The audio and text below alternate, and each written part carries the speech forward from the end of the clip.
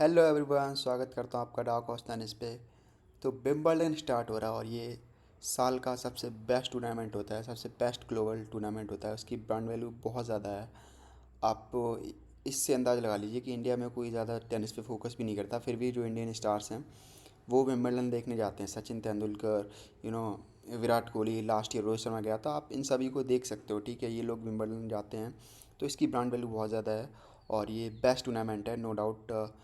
और यहाँ पे थोड़ा क्लासी लगने के लिए वाइट आउटफिट्स भी होते हैं, तो सिर्फ आप वाइट्स में ही खेल सकते हैं। काफ़ी रूल्स होते हैं, मैं उनके बारे में एक्सप्लेन कर दूंगा।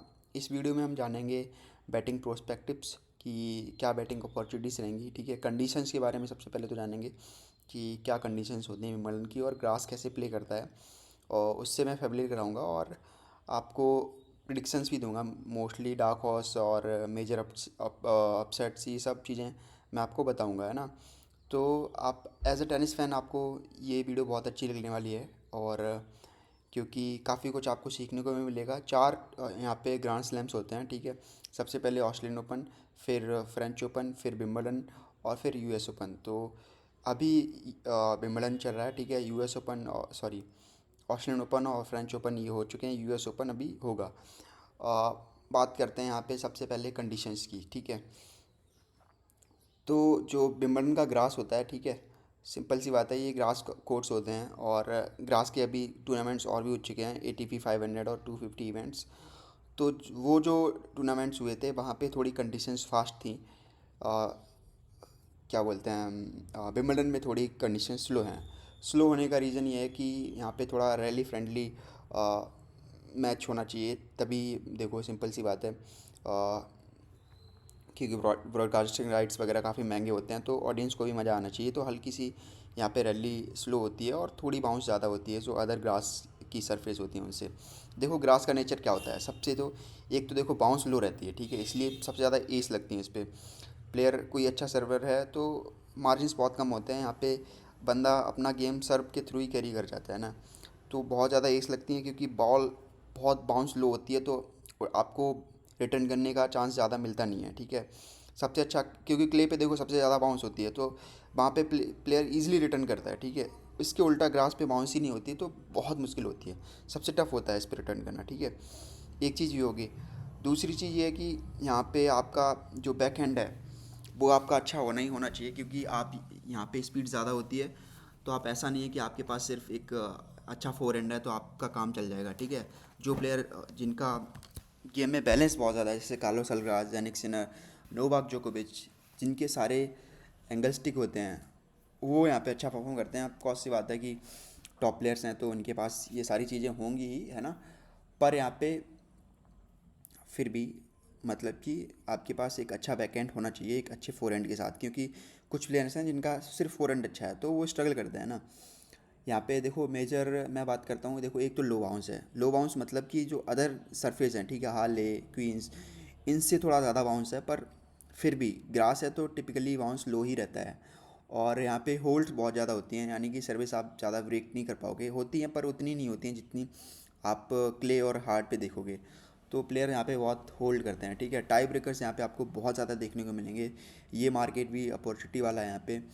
ओवर गेम्स वाला जो फर्स्ट सेट में ओवर गेम्स होता है, ठीक है, 10 गेम्स, ये मेरे हिसाब से सबसे ज़्यादा अपॉर्चुनिटी वाला मार्केट है। यहाँ पे दो अच्छे सर्वर हैं हों, दो प्लेयर जो अच्छा सर्व करते हों। जैसे फॉर एग्ज़ाम्पल आप मान लो पेरिकार्ड और सासा जरेब, या फिर कोई भी टेलर फिट्स, ठीक है, ये प्लेयर अच्छे सर्वर हैं। तो आप क्या बोलते हैं, इन पे ओवर 10.5 फर्स्ट सेट में जा सकते हो, है ना। तो क्योंकि टाई ब्रेकर्स बहुत ज़्यादा होते हैं तो ओवर 10.5 आप सेफर ऑप्शन जा सकते हो, क्योंकि टाई ब्रेकर का ऑप्शन खुलता भी नहीं है इंडियन मार्केट्स में। टाई ब्रेकर फॉरेन जो एक्सचेंज होते हैं उन्हीं में खुलता है ना, स्टेक वगैरह में मिल जाएगा। बाकी आपको जो आपके जो नॉर्मल एक्सचेंज होते हैं उनमें जो स्पोर्ट्स बुक होता है उनमें नहीं मिलेगा आपको, ठीक है। तो और देखो सिंपल सी बात है, ग्रास फास्टेस्ट सरफेस होती है, तो कुल मिला के यहाँ पे गेम उतना भी क्या बोलते हैं, हो सकता है आपको थोड़ा जल्दी गेम ख़त्म होते हुए दिखें, भले ही 5 सेट के मैचेस हों, पर आपको उतना लंबे मैचेस नहीं जाते हुए दिखेंगे क्ले जितना, ठीक है। अ, फिर एक यहाँ पे दूसरी बात ये भी कि है जो लो रैंक प्लेयर हैं, ठीक है, उनके लिए यहाँ पे आप ज़्यादा अपसेट होते हुए देखे होगे क्योंकि मार्जिन्स बहुत कम है। मार्जिन्स का मतलब ये है कि मैं बताऊँ आपको तो आ,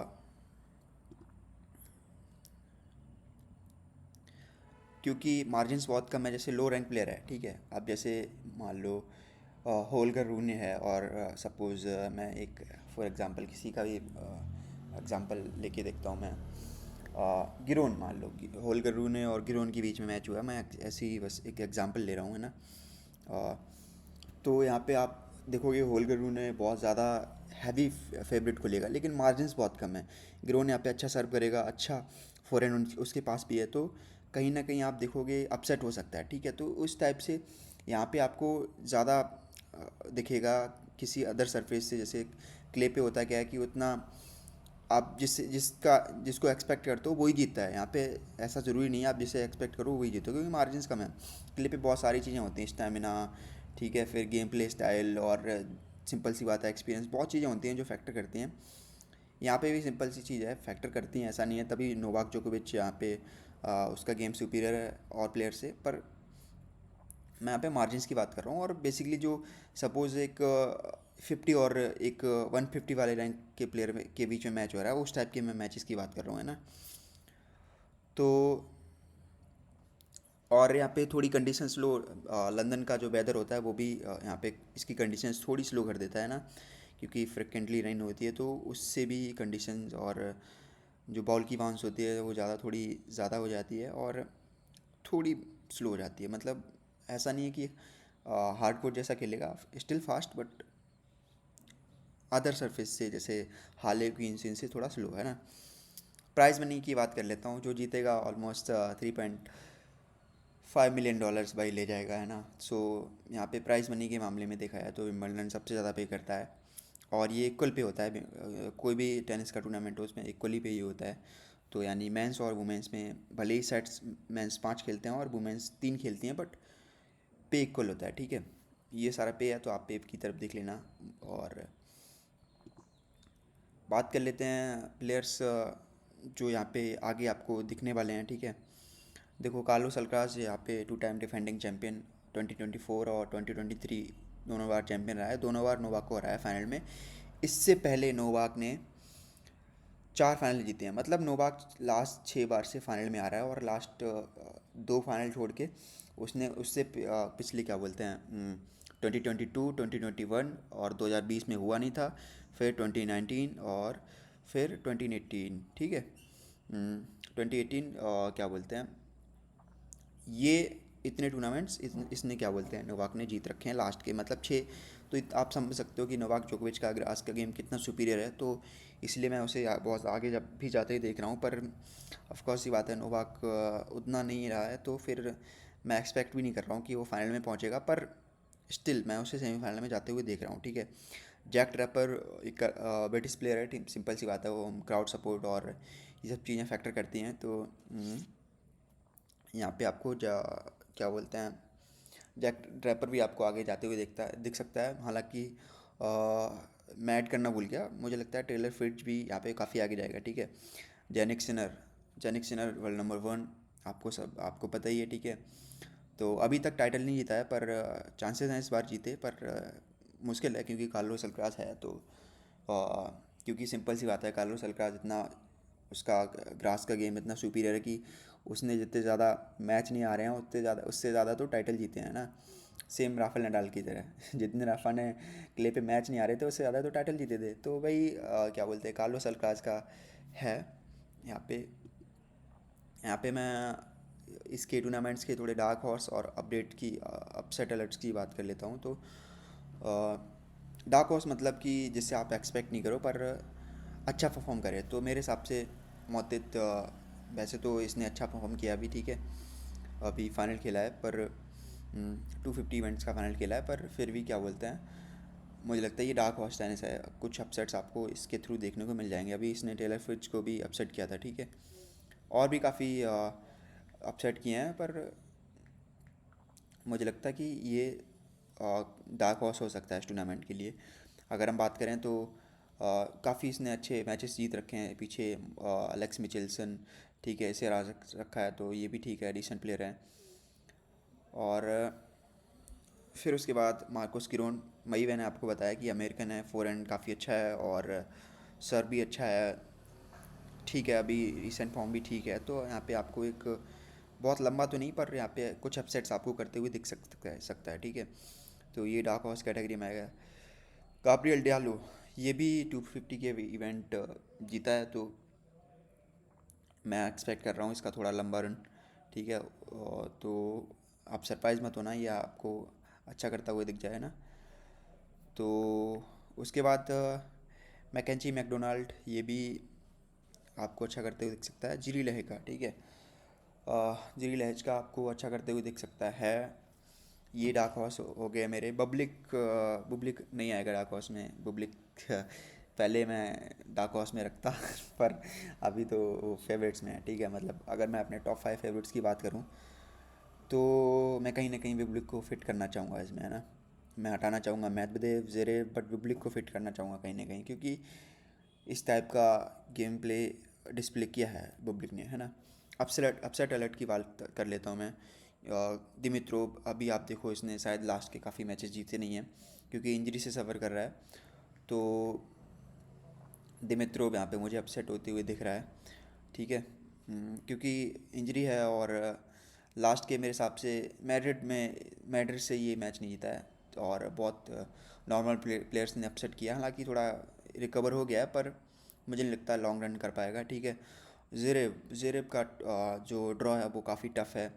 अगर काफ़ी प्लेयर्स हैं जो ज़ेरेब के ड्रॉ में हैं जो कि नहीं होने चाहिए थे, और जिससे ज़ेरेब अनकंफर्टेबल होता है उन्हें खेलने में। जैसे कि मैं बात करूं, माटेओ ब्रेटनी है जो कि फाइनलिस्ट रह चुका है, तो वो एक टफेस्ट अपोनेंट हो सकता है। उसके बाद इसको पास करता है तो खाचानोव देखने को मिल जाएगा आपको। खाचानोव भी पास करता है तो डैडी टेलर फिट्ज वेट कर रहे हैं। मतलब कि ज़ेरेब का टेलर फिट्ज के साथ हेड टू हेड बहुत ख़राब है, इसीलिए आपको हो सकता है ये अपसेट देखने को मिल जाए, ठीक है। यहाँ पे होल्गर रूने, ये भी मुझे लगता है अपसेट पॉसिबल है ना, काफ़ी ज़्यादा। आरबी ओगट ने अभी अपसेट किया था इसका, रूने का, तो मुझे लगता है कि अपसेट पॉसिबल है यहाँ पे, ठीक है। तो फाइनल शो डाउन, ठीक है। और तो हम फाइनल बिग की बात करते हैं। फाइनल मुझे लगता है सेमीफाइनल सिनर और जोकोविच and Alcaraz and Taylor Fritz, ये मुझे 4 सेमीफाइनल्स दिख रहे हैं। और फाइनल यहाँ पे खेले जाएगा अल्काराज वर्सेस सिनर, क्योंकि मुझे लगता है सिनर वर्सेस जोकोविच वाला मैच यहाँ पे जोकोविच हारने वाला है, ठीक है। तो ये मुझे पॉसिबल लग रहा है। यहाँ पे चैंपियन मुझे कार्लोस अल्काराज लग रहा है, last two time defending champion, क्योंकि कार्लोस अल्काराज ने अभी तक ऐसा कुछ अपनी प्राइम फॉर्म में है और कुछ भी ऐसा डिस्प्ले नहीं किया है जिससे मैं उसे क्या बोलते हैं ले कर सकूँ। तो वन ऑफ द फेवरेट नहीं है, वो फेवरेट है यहाँ पे टूर्नामेंट जीतने का। अगर ऑड्स की भी बात करें तो 2.10 के अराउंड बैटिंग आउटराइट्स में फेवरेट है अल्काराज विंबलडन जीतने के। जेनिक सिनर 2.80 राउंड, नोवाक जोकोविच समथिंग 7 के राउंड है। उसके बाद फिर जैक ट्रैपर है, फिर ज़ेरेव है। तो बैटिंग आउटराइट्स में मेरे हिसाब से फिट पे काफ़ी वैल्यू है, पर फाइनल नहीं पहुंचेगा तो जीतने नहीं वाला है, तो फिर कोई ज़्यादा वैल्यू नहीं है। पर मुझे लग रहा है कार्लोस अल्काराज ये ले जाएगा, ठीक है। कुछ ट्रेडिशंस की बात कर लेते हैं। तो स्ट्रिक्ट वाइट ड्रेस कोड, ठीक है, तो मतलब सिंपल सी बात है, वाइट ड्रेस कोड आपको रखना पड़ेगा, वुमेंस मेंस कोई भी हो। कुछ प्रॉब्लम्स भी होती हैं वुमेंस को कई बार पीरियड्स की वजह से वाइट में, पर फिर भी थोड़े रूल्स स्ट्रिक्ट हैं, तो वाइट कोड ही यहाँ पे रहता है ना। यहाँ पे एक रूल और है जो काफ़ी इंटरेस्टिंग एंड फनी, रूल तो नहीं कह सकते पर एक ट्रेडिशन टाइप की है। यहाँ पे फैल्कन रखते हैं, तो जो आप अदर जो टूर्नामेंट्स होते हैं ग्रास के, आप देखोगे वहाँ पे वाइट पिजन्स या फिर कबूतर आ जाते हैं, तो यहाँ पे नहीं आ पाते हैं क्योंकि फैल्कन होते हैं, तो वो आसपास भटकने ही नहीं देते हैं कबूतर को, है ना। और इंडिया में कवरेज आपको हॉटस्टार सोनी लिप पे देखने को मिल जाएगी शायद। हॉटस्टार पे मैंने सुना है, सोनी का नहीं पता है मेरे को, पर हॉटस्टार पे आपको कंफर्म मिलेगी ब्रॉडकास्ट। और यही था, होपफुली आपको अच्छा लगा होगा। और टेलीग्राम का लिंक डिस्क्रिप्शन बॉक्स में है, टेलीग्राम चैनल ज्वाइन कर लीजिएगा। वहाँ पे सारी प्रेडिक्शंस मैं विद रिटन एनालिसिस मैं देने वाला हूँ। कोई भी प्रेडिक्शंस ऐसी नहीं होती जिस पे रिटन एनालिसिस मैं नहीं देता हूँ। इस चीज़ पे काफ़ी वर्क करता हूँ मैं, तो आप उन रिटन एनालिसिस को पढ़िए, उनसे सीखिए, है ना। और बेस्ट ऑफ लक। बाकी थैंक यू, आपने वीडियो देखा। चैनल जरूर ज्वाइन कर लीजिएगा, उसका लिंक डिस्क्रिप्शन बॉक्स में और कमेंट बॉक्स में मिल जाएगा।